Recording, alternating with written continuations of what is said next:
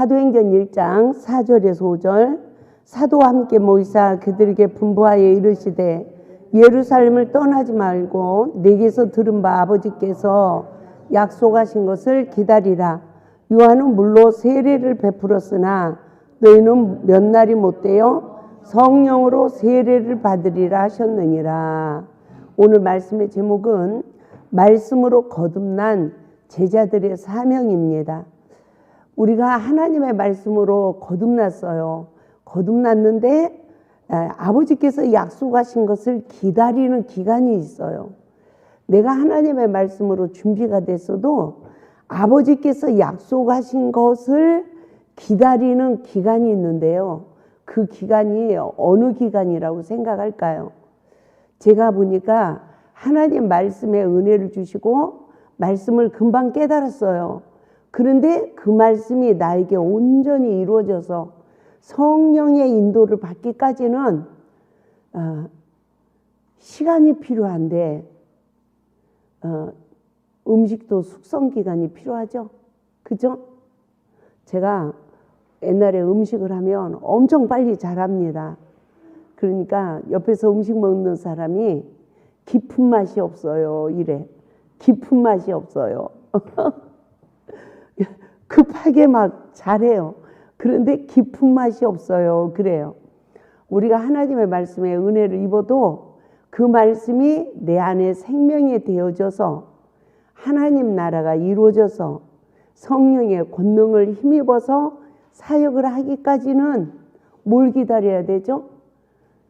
하나님께서 약속하신 성령의 권능을 기다려야 된다는 거예요. 할렐루야. 우리는요 너무 마음이 빠릅니다. 아이고 큰일 났네. 지금 교회 다니다 안 다니는 잃어버린 양들이 너무 많은데 그 영혼들을 빨리빨리 구원해야 되는데 어떡하나. 우리가 정말 안타까운 마음이 있죠. 그렇지만 하나님이 먼저 믿는 자들, 준비된 자들에게 성령의 권능을 주는 시기가 있다는 거예요. 믿습니까? 교회를 나오다 딱 안 나왔어. 그럼 빨리 내 말을 들을까요? 고난을 좀 받고 난 다음에 들을까요? 그렇죠. 하나님을 떠나서 고난을 받다 보면 내가 하나님 품을 떠나서 이렇게 고난을 받는구나. 그것을 스스로 깨닫고 내면에서부터 갈증이 일어나야 누군가가 나에게 권면할 때 그 말을 들을 수가 있는 것입니다. 저는 이 말씀을 일깨움을 받으면서 내 내면의 속사람의 실체를 보고 회개를 했는데도 이 말씀이 나에게 이루어지기까지는 기간이 필요하더라고요. 시일이 필요하고요. 그래서 또 묵상되어지고 또 묵상되어져도 사탄이 한번 휙 역사하면 분별하지 못하고 뭐가 하나님의 뜻일까? 어떻게 해야 돼요? 그럴 때가 있어요, 없어요? 있어요. 그래서 처음 사랑을 회복한 자는 예루살렘을 떠나지 말라는 영적 의미를 잘 깨달아야 됩니다. 아무리 성령의 법으로 내 자신의 죄성을 보고 나를 부인해서 원망될 만한 모든 관계를 풀고 또 우리가 우리의 죄를 사하여 준 것 같이 우리의 죄를 사하여 주옵소서.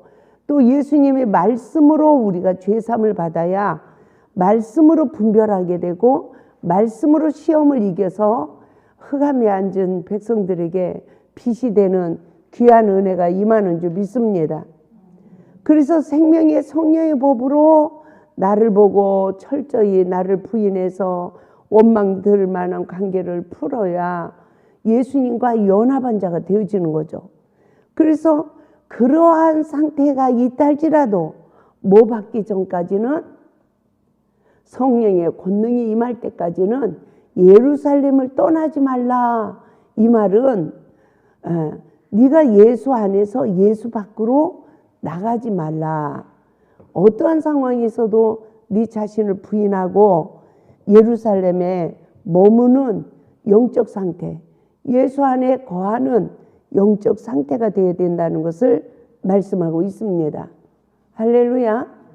그래서 우리가 하나님 앞에서 야, 이런 거구나. 우리가 성령으로 거듭나도 성령의 권능이 임해야 우리가 온전한 사람이 되는구나. 저는 요한복음 2장에 나오는 가나안 혼인잔치집에 그 도랑아리 사건을 통해서 많은 영적 의미를 깨닫게 됐습니다. 이 도랑아리를 가져와, 빈 그릇을 가져오라 주님이 명할 때 하인들이 어떤 항아리를 가져갔을까요? 자신의 죄성을 다 보고 회개해서 빈 항아리를 준비된 자가 갖다 드린 거예요. 그러면 성령의 법으로 내 죄를 보고 회개해서 그릇이 깨끗해진 그릇, 신부 단장이 되어야 예수님하고 결혼을 할 수 있잖아요. 맞죠? 그래서 내 죄성을 보고 깨끗하게 회개해서 그릇이 준비되어진 자에게 하나님께서는 어떤 은혜를 주시냐면 물을 아구까지 채우라 그러는 거예요. 이제는 내 안에 남을 정죄하다가 선악간에 정죄하다가 내 안에 율법의 의의가 채워지는 게 아니라 복음의 말씀이 채워지는 은혜, 헤아리고 긍휼을 베푸는 복음의 성전이 지어지는 이 은혜가 우리에게 임해야 될 줄 믿습니다. 할렐루야. 그리고 나면 어떤 역사가 이루어져야 될까요? 우리가 그러한 복음의 성전, 물을 아구까지 채우는 은혜를 입었어도 돌 항아리가 몇 개죠? 6개예요. 6 숫자는 마귀 숫자예요. 언제든지 마귀 역사할 수 있다 없다? 있다는 거예요. 그러면 언제 온전한 7수가 될까요?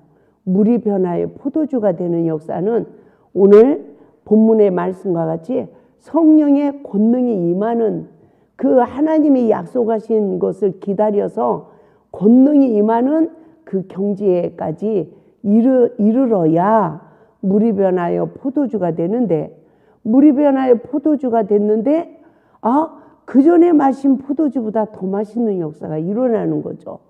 우리 그리스도인들의 삶이 이른 비의 은혜로 맛을 냈던 것보다 늦은 비의 은혜를 잊고 말씀으로 거듭나서 성령의 권능이 임하니까 더 온전함을 이루고 복음의 빛을 발하고 사명을 잘 감당하는 하나님의 사람으로 될 줄 믿습니다. 그래서 말씀으로 거듭난 자의 기다림은 사도행전 1장 5절 말씀과 같이 요한은 물로 세례를 베풀었으나 너희는 몇 날이 못되어 성령으로 세례를 받으리라 하셨느니라. 할렐루야. 그래서 내가 아무리 말씀을 깨닫고 회개하고 복음을 아구까지 채워도 누가 역사하지 않으면, 성령이 역사하지 않으면 온전한 7수에 들어갈 수가 없다는 것을 우리가 깨달아야 됩니다. 그래서 요한의 사역은 죄의 근원을 일깨우는 사역으로 우리들의 심령 천국을 이루는 예수 안의 삶을 살도록 일깨운 사역이에요. 할렐루야. 그래서 회개하라. 천국이 가까웠느니라. 정말 우리의 심령이 천국이 돼야 되는데 천국을 잃어버릴 때가 있습니까? 없습니까? 내가 이제 됐나 봐. 그러면 선절로 생각하면 넘어질까 조심하라. 이 시험이 우리에게 또 옵니다. 그래서 이 세례 요한이 요단강에서 물 세례를 베푼 이 사역은 말씀으로 내 죄를 다 보는 사역이에요. 그래서 예수님도 물에 들어가는 시기는 말씀으로 내 죄를 보고 나를 부인하는 시기, 물에서 올라오는 시기는 말씀으로 제3을 받고 빈 그릇 준비된 시기. 이해가 되죠? 그래서 물을 아구까지 채우라 하는 시기는 어느 시기죠? 말씀으로 시험을 이기는 시기. 마태복음 4장의 사건이죠. 그러니까 말씀으로 시험을 이기고 나니까 마귀가 떠나고 천사가 수중드는 이 시기가 성령의 권능이 임하여 물이 포도주가 되는 역사, 기쁨이 되고 생명이 되고 능력이 되는 역사. 할렐루야. 그래서 우리가 지금 많은 그리스도인들이 맛을 내지 못하고 있지만 하나님이 뭐 하신다? 준비하시고 계시다. 할렐루야. 그래서 우리들의 믿음의 차이가 다 동일해요? 아니잖아요. 다 틀려요. 그런데 그 시기에 성장 시기로 하나님이 우리를 다 인도하신다는 믿음을 가져야 될 줄 믿습니다. 그래서 말씀으로 내 죄를 보는 맹인이 눈을 뜨는 구속의 은혜가 임해야 될 줄 믿습니다. 아멘. 저는 성경에는 맹인으로 나왔는데 요즘 맹인이라고 하면 안 된대요. 시각장애인이라고 해야 된대요. 여러분은 어떤 말이 맞는 것 같습니까? 장님, 맹인 그러면 기분이 엄청 안 좋대요. 시각장애인 그래야 이 듣는 사람들이 은혜를 받는답니다. 그렇죠. 육신의 장애를 말하는 거고 성경에서는 영적 장애인을 말하더라고요. 예? 영적 맹인, 선악과 먹은 맹인, 내 죄를 못 보고 구속의 주를 못 보는 맹인을 상징한 건데 나는 이 말씀을 깨닫기 전에는 옛날에 계속 목회 11년 동안 하면서도 육신의 맹인인 줄 알았어요. 여러분은 어떻게 생각했습니까? 가지고 막 육신의 맹인을 눈을 뜨게 하면 막 기적을 일으키는 목회자 막 이렇게 생각을 했는데 맹인으로 태어나서 하나님의 일이 성령의 법으로 나에게 나타나서 내 죄를 보고 구속의 주를 보는 자가 되어야 내 안에 하나님의 거하실 처소가 지어진다는 것을 너무나 늦게 깨닫게 되었습니다. 그래서 말씀으로 자신의 죄의 근원까지 십자가에 못 박고 속사람이 거듭나는 복을 받았다 할지라도 어느 시기까지 기다려야 된다? 성령의 권능을 받는 영적 시기까지 기다려야 물이 변하여 포도주가 되는 역사. 여기서 물은 말씀이죠. 복음이에요. 아무리 복음을 깨달았다 할지라도 성령님이 역사해야 나에게 기쁨이 되고 생명이 되고 능력이 된다는 것을 말씀하고 있습니다. 그러므로 율법이 복음이 되는 영적 상태에 이르러 성령의 권능이 우리에게 이루어지기까지의 구속사의 영적 원리를 잘 깨달아야 됩니다. 그래서 마음의 성전이 지어져서 마음을 다스리는 자가 돼야 성을 빼앗는 자보다 낫다라고 말씀하고 있죠. 그래서 그러한 말씀으로 속사람이 거듭나서 성령의 권능이 임해야 우리 모두가 온전함을 이루는 하나님의 사람이 되어질 줄 믿습니다. 그러므로 사도행전 1장 6절에서 7절 말씀 보겠습니다. 그들이 모였을 때에 예수께 여쭈어 이르되 주께서 이스라엘 나라를 회복하심이 이때니까 하니 이르시되 때와 시기는 아버지께서 자기의 권한에 두셨으니 너희가 알 바 아니요 라고 말씀하고 있습니다. 우리는 무엇을 기다려야 된다고 했습니까? 물이 변화의 포도주가 되기까지 우리는 기다려야 합니다. 이스라엘 나라의 회복하심을 기다려야 한다는 것입니다. 처음 사랑을 잃어버린 자가 회복되어질 때까지 기다려야 한다는 말씀입니다. 성령의 권능이 임하는 영적 시기는 누구의 권한에 있다? 아버지의 권한에 있다는 거예요. 그래서 사도행전 1장 8절 시작. 오직 성령이 너희에게 임하시면 너희가 권능을 받고 예루살렘과 온 유대와 사마리아 땅끝까지 이르러 내 증인이 되리라 하시니라. 제가 31살에 처음 성령을 받고 막 너무너무 충만해서 기도를 할 때 하나님께서 저에게 첫 번째 성경 암송이 사도행전 1장 8절이었어요. 이 말씀을 계속 암송하면서 주여 나를 땅끝까지 사용하여 주소서, 나에게 권능을 입혀 주소서 이랬지만, 그 시기는 먼저 먹은 포도주가 떨어지기 시기는 저도 10개월 만에 막 280명 작년부 전도도 하고 막 아이들을 동네 아이들 다 아도하다시피 전도도 하고 뭐 너무너무 놀라운 역사가 일어났어요. 그리고 목사님이 강대상 앞에서 기도를 해. 그러면 저를 집사 시절에 저를 불러 세워 성도들 안수를 하래요. 그러면 등에다 손만 대고 이렇게 지나가도요, 막 방언이 임하고 병이 치료받고 회개 역사가 일어나고 막 놀라운 기적이 일어났습니다. 저는 예수 믿으면 다 그렇게 되는 건 줄 알았지, 저에게 특별 은혜를 줬다는 거 아무것도 몰랐어요. 그냥 목사님이 시키니까 이렇게 하니까 하나님이 역사하는 줄 알았지 몰랐어요. 그런데 제가 여전도 회장 말을 듣고, 목사님 교회 부지는 종교 부지로 사야 됩니다, 이 말을 한마디 했다가 교회에서 쫓겨났는데, 세상에 아픈 환자한테 손을 얹어도 성령님이 역사를 안 하고, 다른 교회 가서 주여를 부르고 기도를 해도 주님이 없는 거예요. 그래가지고 그 쫓겨난 교회만 예수님이 계신 줄 알고요, 또 나는 오지 말라니까 못 가고 다른 사람들은 계속 전도해서 그 교회로 보냈습니다. 그런데요, 그걸로 인해서 40일 금식을 하게 되고 삼각산 꼭대기까지 올라가서 준비기도 40일에 나라 민족을 위해서 또 하루에 10시간씩 100일 기도에 또 21일 금식을 하고, 그리고 내려오니까 또 하나님의 은혜가 나에게 임하기 시작했어요. 그러니까 내려오니까 집사 때인데 집사님들이 줄을 서서 내 앞에 기도를 받으러 오시는 거야. 그래서 저는 집사 때 사역을 했어요.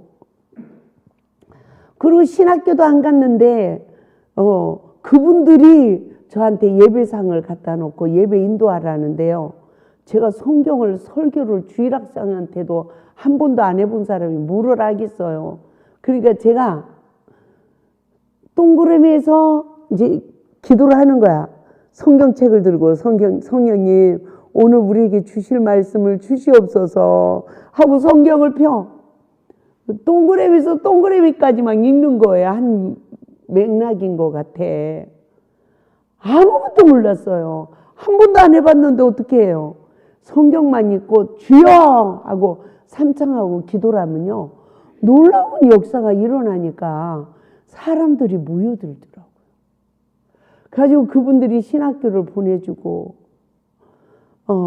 정말 제가 금식할 때 설교를 잘한 기도원 원장님을 찾아갔어요. 설교를 어떻게 하는 겁니까? 이랬더니 부역공과를 내줘요. 그리고 설교집이 있다는 걸 처음 알았어요. 그래가지고 그냥 본인이 깨달은 거 가지고 설교하면 이단이 된대요. 그러니까 하루에 한 편 설교를 하려면 부역공과를 찢어가지고 주머니에다 넣고 다니면서 하루 종일 외우는 거예요.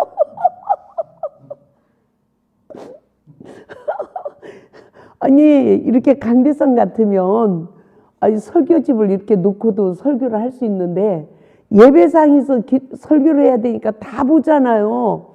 책을 펴놓고 할 수도 없고, 그러니까 막 외우는 거예요. 외우는 거야. 하루 종일 외우는 거예요. 근데 두 편은 못 외우겠더라고요. 하나밖에. 그러니까 저녁 예배는 제가 인도하고 새벽 예배는 앞 교회로 모시고 가는 거야, 사람들을. 이러면서 시작을 하면서 얼마나 하나님 앞에 구했겠습니까? 그러니까 남의 다른 분들 설교집을 컨닝 설교를 하다 보니까 나중엔 기술자가 돼가지고요, 5분만 딱 보면 이 머리에 탁 입력이 되는 은사가 임한 거야. 그러니까 본문 잘 잡죠. 제목 좋죠. 예? 거기에다가 제가 깨달음 전하죠. 그러니까요, 사람들이요, 설교를 잘한대. 근데 누구는 알아? 내가 알잖아요. 그러니까 강대상에서 맨날 울었어요. 하나님은 나를 알고 저는 저를 압니다. 하나님 창세기서부터 계시까지 깨진다며요. 깨진다며요. 하나님, 저는 아무것도 모르고 설교를 하지만 오시고 사모하는 영혼들을 만족해 주옵소서. 예? 이러면서 정말 설교할 때마다 그게 제 기도 양심이 저기해가지고 성경을 모르고 설교하니까 그게 늘 정말 기도 제목이었어요. 근데 하나님께서 구한 대로 주신대요. 아멘. 성령이 임해서 성경을 일깨우시고 알게 하시니까 성령의 법으로 내가 보인 거예요. 그래서 십자가를 통과하고 늘 하나님 말씀에 의지하여 나왔는데, 정말 하나님의 말씀으로 내 죄를 보고 회개하기가 얼마나 많은 시간이 걸리는지. 그러면서 그 시간이 지나고 나니까 예루살렘을 떠나지 말고 하나님이 약속하신 것을 기다리라 하는데 아직도 그 은혜가 저에게 안 왔어요. 예? 저 처음 이른비 은혜 입었을 때 대단한 역사가 일어났습니다. 내 옆에 와서 기도만 하면 다방 터졌어요. 놀라운 역사가 일어났어요. 그런데 왜 하나님이 그렇게 빨리 권능을 입혀주지 않을까요? 따라서 합시다. 하나님의 때가 있다. 그러니까 그 때는 하나님께 맡기고 그 고난은 하나님께 맡기고 우리는 뭘 준비해야 되죠? 말씀으로 내 죄를 보고 신부단장에서 말씀으로 시험을 이기는 그 단계까지 우리는 준비해야 될 줄 믿습니다. 그래서 성령의 권능이 임하는 현장을 우리 사도행전 2장 1절에서 4절 말씀을 통하여 깨달아 봅시다. 시작. 오순절 날이 이미 이름에 그들이 다 같이 한 곳에 모였더니 호련히 하늘로부터 급하고 강한 바람 같은 소리가 있어 그들이 앉은 온 집에 가득하며 마치 불의 혀처럼 갈라지는 것들이 그들에게 보여 각 사람 위에 하나씩 임하여 있더니 그들이 다 성령의 충만을 받고 성령이 말하게 하심을 따라 다른 언어들로 말하기를 시작하니라. 하나님 말씀으로 내 죄를 보고 회개를 해서 악의 모양도 버리고 이제는 선으로 악을 이길 수 있는 복음의 성전이 지어진 영적 상태에서 성령의 권능이 임해야 된다는 것을 우리는 반드시 깨달아야 됩니다. 제가 벌써 한 7, 8년 전이에요. 7, 8년 전에 성령의 권능을 구하라. 성령님이 그러시는 거야. 근데 내 내면의 세계가 보이는 거예요. 아직 찌꺼기가 다 해결되지 않은 내 모습이 보이는 거예요. 그래서 제가 하나님 안 돼요, 안 돼요. 지금 성령의 권능이 임하면 양신 역사 일어나요. 성령의 권능이 일어나면 안 좋은 것도 나가고 안 좋은 영의 흐름도 나가고 성령의 흐름도 나가면 아름다운 열매를 맺지 못하잖아요. 안 돼요, 안 돼요. 이러고 제가 울은 적이 있습니다. 그래서 하나님 시험을 저에게 주셔서 내 속에 이 악을 다 빼낸 다음에 성령의 권능을 주세요. 이렇게 기도를 했습니다. 그랬더니요. 세상에 시험이 하나 오고 그쳐지고 하나 오고 그쳐지고 이것도 힘들어 죽겠는데요. 시험이 줄 서서 오는 거야. 시험이 줄 서서 오니까 나 죽는다고 소리를 쳤습니다. 제가 그런 시간이 있었어요. 그래서 우리가 무엇을 깨달아야 되느냐? 성령의 권능이 임하는, 우리가 물론 하나님이 순간순간 우리를 사용하시는 때가 있어요. 그렇지만 우리가 남한테 안수를 한다든가 이럴 때는 반드시 내면의 모든 것을 십자가에 못 박고 충만할 때 안수도 해야 되는 거지. 아무 때나 안수하고 이러면 안 된다는 것을 분별하시기 바랍니다. 그래서 하나님은 말씀에 순종하는 무리 위에 성령의 권능이 임해야 하나님 나라의 의를 이루게 되어질 줄 믿습니다. 그래서 물과 성령으로 거듭난 영적 시기에 모임에 그 영적 시기에 이른 사람들이 모여서 기도를 해야 성령의 권능이 임하는구나. 할렐루야. 그래서 성령의 권능이 임하는 기도, 우리 사도행전 2장 17절 말씀 보겠습니다. 시작. 하나님의 말씀하시기를 말세에 내가 내 영을 모든 육체에 부어주리니 너희의 자녀들은 예언할 것이요 너희의 젊은이들은 환상을 보고 너희 늙은이들은 꿈을 꾸리라. 모여 기도한 목적이 뭐 받기 위해서? 성령의 권능이 임하기 위해서였습니다. 우리의 기도의 목적이 분명해야 됩니다. 내 안에 하나님 나라가 임하기 위해서 기도해야 되는 거예요. 그래서 그의 나라와 그의 의를 구하면 모든 것을 더하여 준대요. 저는요, 성경을 보다가 조그만한 염려가 내 안에 들어오면 마태복음 6장 말씀이 너무너무 부끄러워져. 여러분은 의식주 때문에 염려하고 기도할 때가 있습니까? 없습니까? 있어요. 저도 어느 때는 다 믿음으로 모든 것을 맡겨요. 지금까지 하나님이 일하게 하고 살게 했잖아요. 맡겨요. 그런데 하나님 이번 달은 또 넘어갔는데 하나님 이 달에는 또 어떻게 넘어가게 하실 거예요? 이러고 재정 때문에 염려할 때가 있다니까요. 여러분은 걱정 안 해요? 그때마다 그의 나라와 그의 의를 구하는 자는 모든 것을 더하여 준다고 했습니다. 아무것도 염려하지 말고 모든 일에 너희 구할 것을 감사함으로 아뢰 수 있는 피조물의 삶을 살게 하여 주시옵소서. 그리하면 모든 지각에 뛰어나신 그리스도의 평강이 내 마음과 생각을 지키신다고 하신 말씀을 믿습니다. 믿습니다가 언제 나와요? 믿음이 약할 때 믿습니다 하는 거야.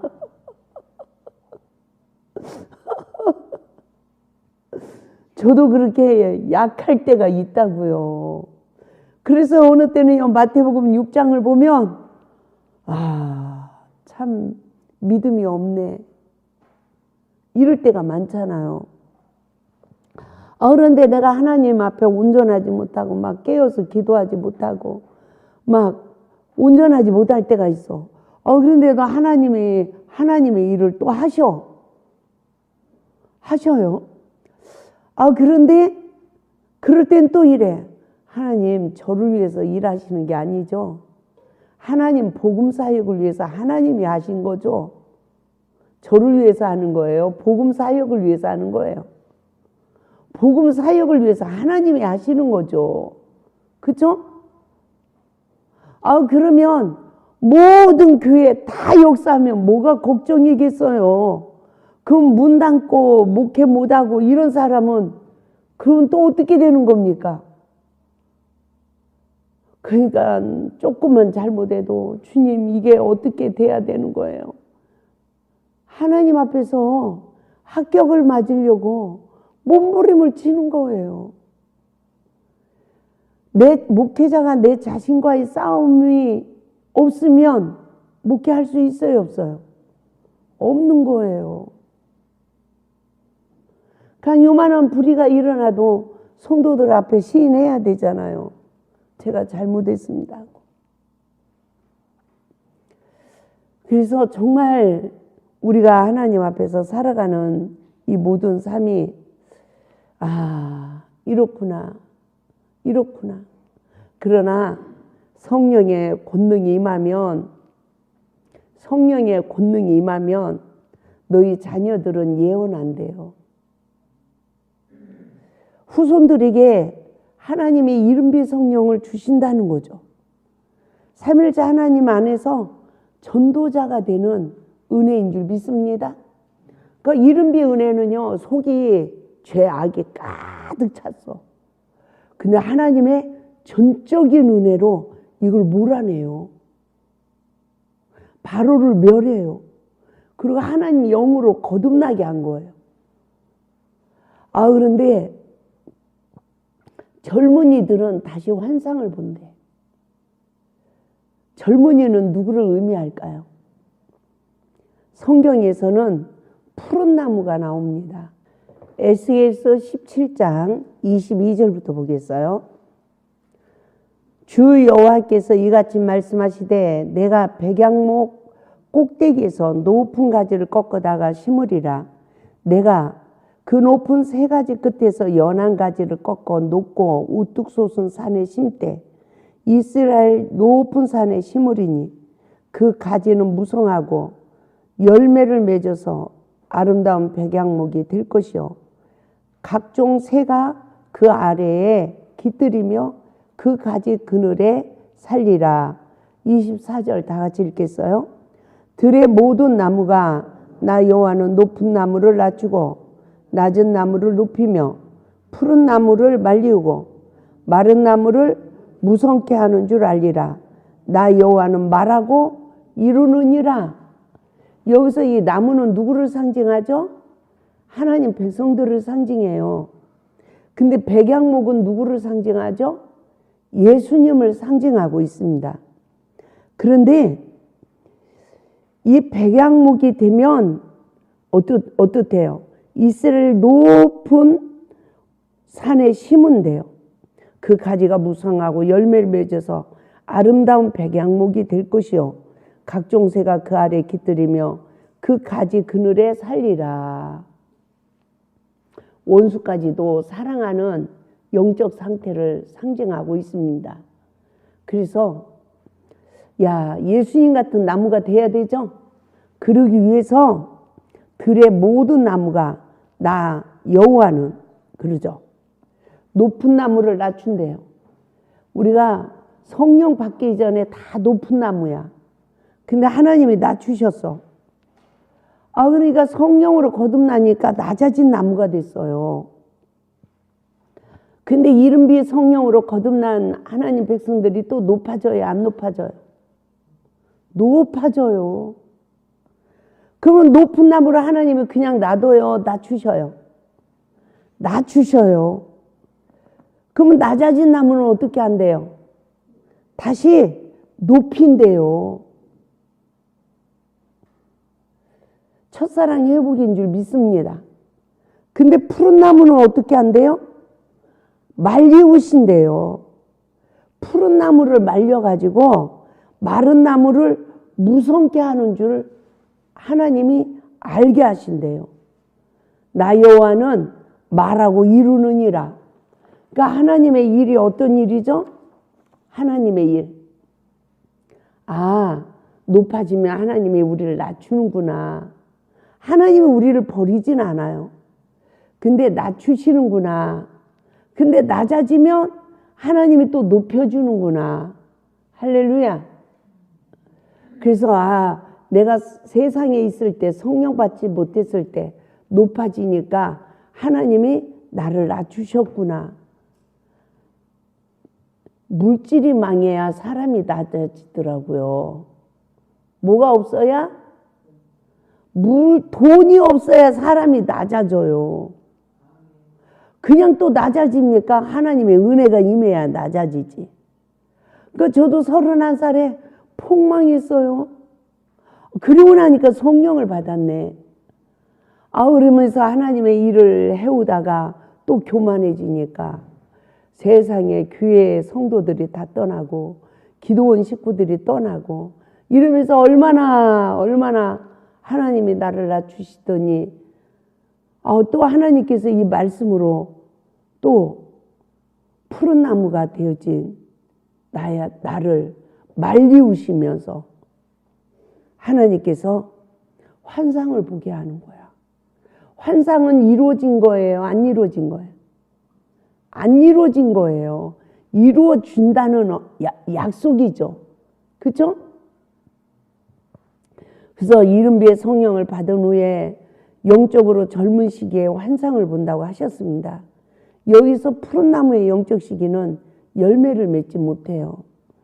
그러나 다시 푸른 나무에 열매를 맺을 수 있는 영적 은혜를 우리에게 허락하신다는 것입니다. 그래서 무화과나무 비유를 배우라고 그랬어요. 무화과나무 열매 맺지 못하고 잎만 무성하니까 예수님이 저주하니까 뿌리까지 말랐어요. 우리는 남을 정죄하는 율법의 생명이 뿌리까지 말라져야 될 줄 믿습니다. 아멘.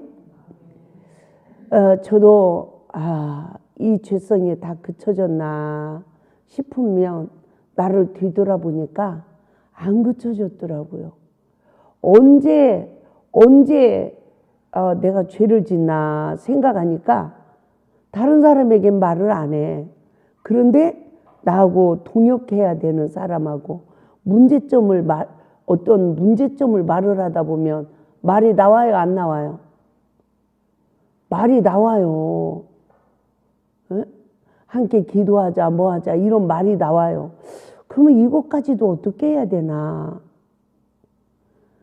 이것까지도 그런 대화도 하면 이게 안 되는 건가? 이런 생각을 또 해봅니다.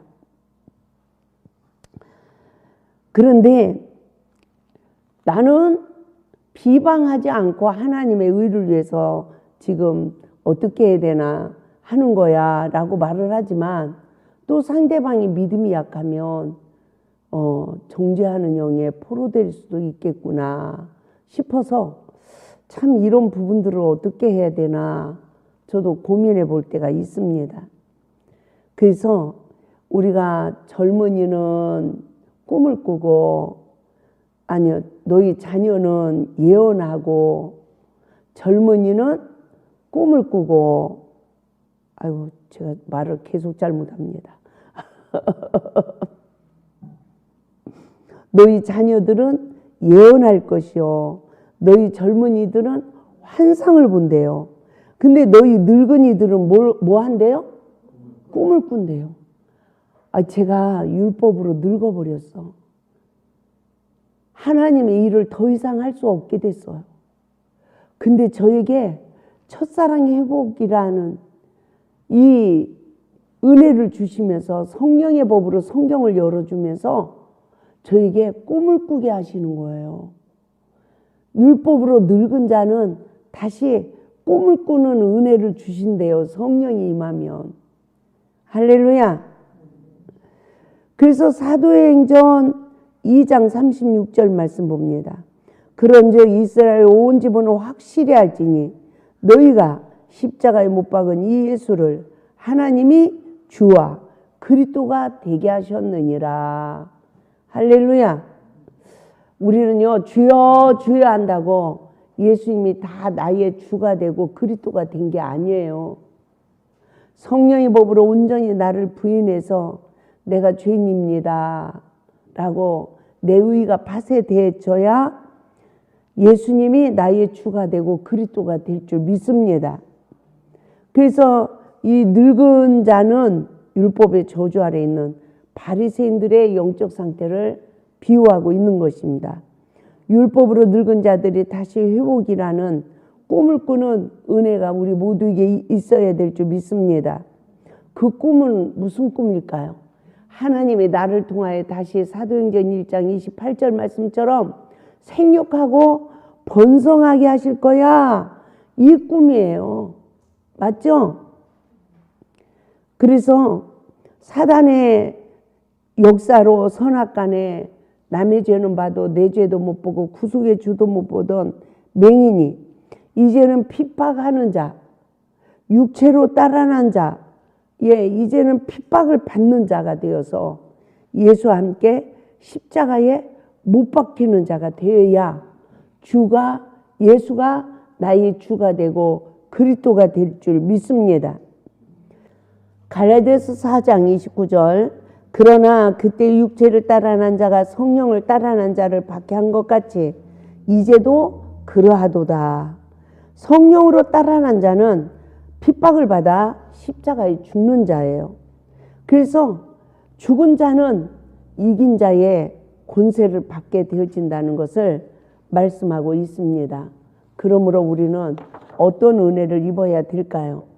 이 권세가 주어지면 우리는 십자가의 죽음과 부활로 영적 지도자가 된다는 거예요.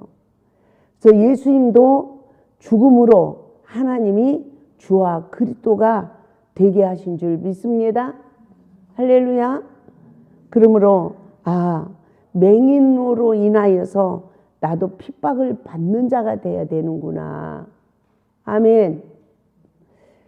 어떤 맹인? 자기 죄도 못 보고 구속의 주도 못 보는 맹인들로 인하여 내가 핍박을 받는 자가 되어지면 내가 성령으로 따라난 자가 되는구나. 할렐루야. 그래서 맹인이 돼서 남을 박해하는 자가 있는가 하면 또 박해를 받으면서 내 죄를 보고 회개하여서 성령으로 따라가는 자의 삶을 살아가는 자만이 십자가의 죽음과 부활의 축복이 주어져서 구속의 주가 나의 주가 되고 그리스도가 되어야 우리는 말씀을 먹은 자의 사명을 감당하게 될 줄 믿습니다.